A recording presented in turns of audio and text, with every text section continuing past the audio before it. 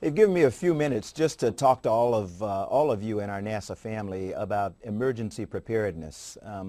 NASA recently participated in a FEMA exercise called Eagle Horizon that was a part of a continuity of operations and government exercise that we do annually. And I became aware of some things that concern me about our family preparedness, and I wanted to talk to you very briefly.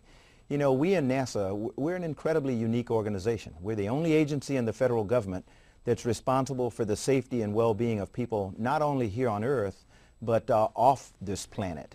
So my experience in the astronaut office, my experience as an active duty Marine, always talked about the importance of family preparedness and to make sure that we had a viable family support program.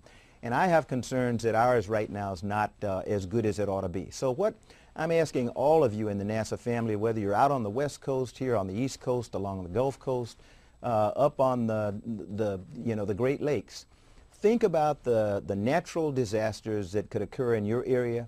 Think about attacks that could come like 9/11 from outside forces, and talk to your family about your work and what they need to do to prepare for the unforeseen. Develop a family preparedness plan in your house.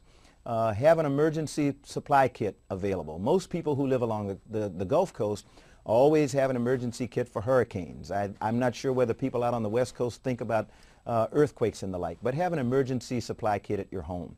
Think about a family communications plan. Where are we going to meet if an emergency occurs and we're all over town? What are we going to do? Are we going to call each other on the cell phone? Just think about those things. If you have pets, think about a pet preparedness plan. How are you going to make sure that they're taken care of when you're spread all over the place?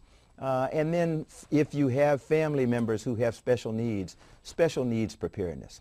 The most important asset for us to successfully complete our mission is that our people, our families mainly, are taken care of so that we can come to work and feel good that if an emergency arises, our families are going to be taken care of. So I would ask you again, sit with your families, think about what you would do in an emergency situation.